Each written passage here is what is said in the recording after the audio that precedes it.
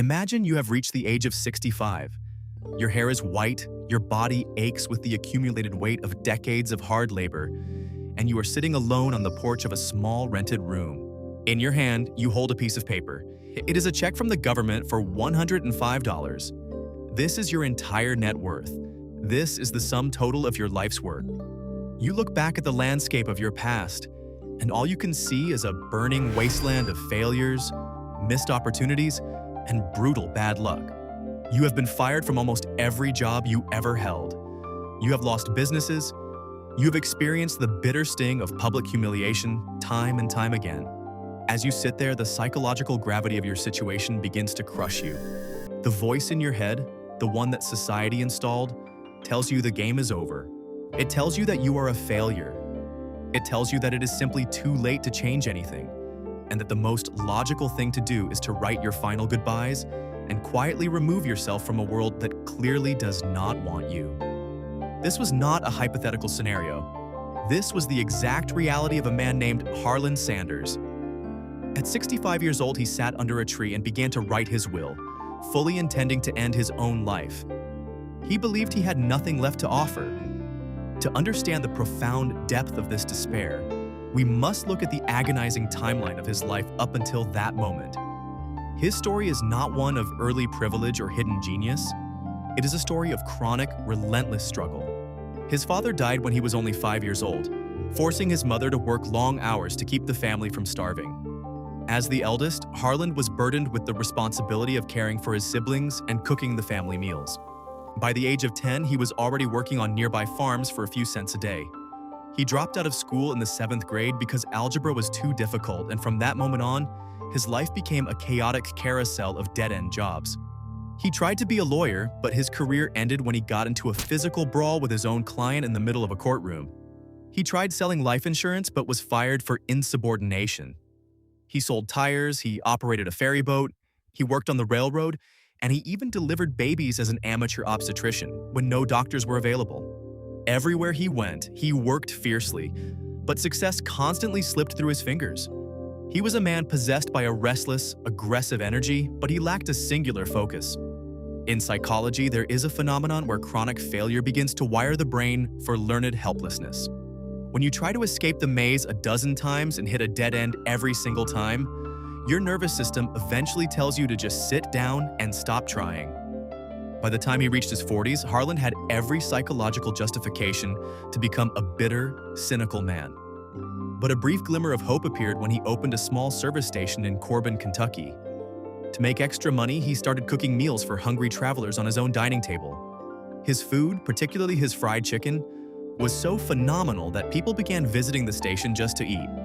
Over the next decade, he expanded this into a successful restaurant and motel. He was finally experiencing stability.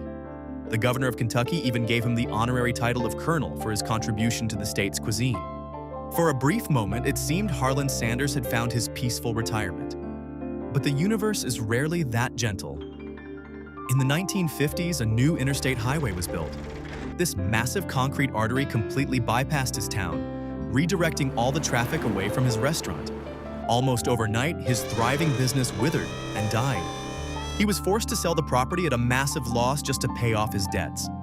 This brings us back to the tree, back to the 65-year-old man holding a Social Security check of $105, contemplating the end. He had played by the rules, he had worked his hands to the bone, and he had lost everything anyway. When you are in this dark place, the human ego desperately seeks someone to blame. You blame the government, you blame the economy, you blame the interstate highway, you blame God. This is the victim mentality, and it is a warm, comforting blanket that slowly suffocates your soul. Harland could have wrapped himself in that blanket. He could have written his suicide note and died a tragic victim of circumstance. But as he sat there, staring at the paper, a profound psychological shift occurred. Instead of writing about what he had lost, he began to write about what he had not yet done. He realized there was exactly one thing in his entire chaotic life that he knew he could do better than anyone else on earth. He knew how to cook chicken. This realization is a masterclass in self-awareness. When your life falls apart, you must strip away all your false identities. You are not your bank account. You are not your failed business. And you are not your past mistakes. You must find the absolute bedrock of your competence. For Harland, it was a recipe of 11 herbs and spices. He made a radical decision. He decided that the timeline society had given him was a complete fiction. He decided that 65 was not an expiration date. It was merely a starting line with 65 years of intense preparation behind it. He cashed his social security check, bought a few pressure fryers, loaded up his car with spices, and drove out of his town. He was going to franchise his chicken recipe to restaurant owners across the country. He would cook the chicken for them, let them taste it, and ask for a nickel for every piece they sold. Imagine the psychological fortitude required for this journey.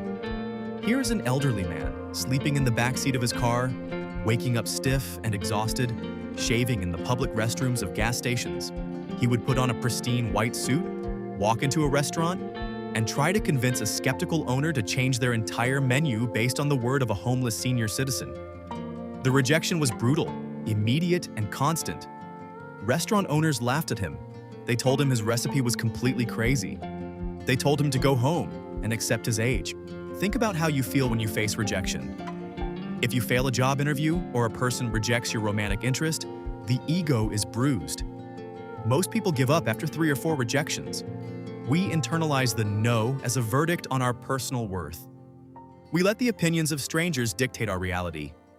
Colonel Sanders faced rejection not 3 times, not 50 times, but 1,009 times. Over a period of 2 agonizing years, he heard the word no 1,009 times. How does a human mind endure that level of psychological battering without collapsing into madness?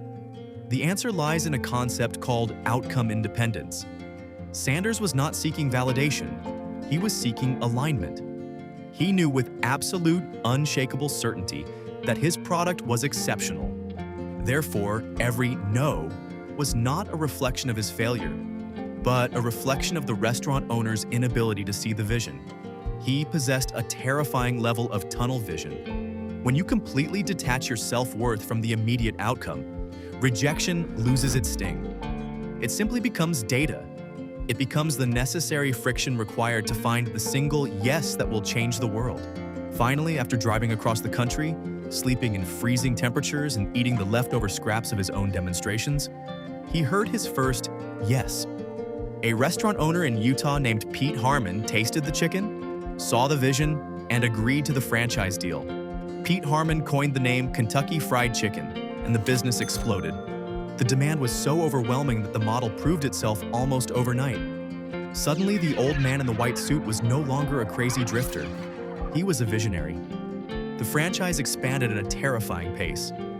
By the time he was 74 years old, there were over 600 KFC locations across the United States and Canada.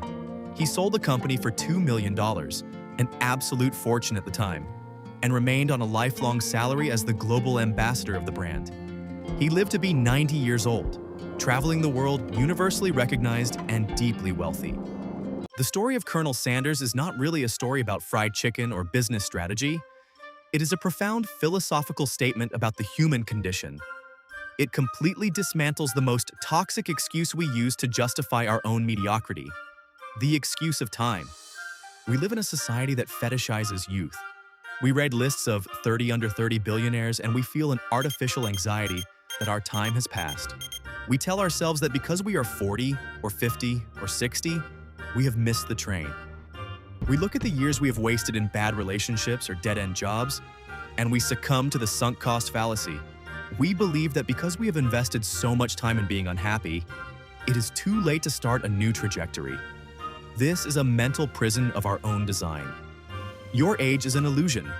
The calendar is a human invention used to organize society. It has absolutely zero bearing on the capacity of your spirit to reinvent itself. The years you have lived are not wasted time. They are data collection. All of your previous failures, the bankruptcies, the heartbreak, the jobs you hated, they were not punishments.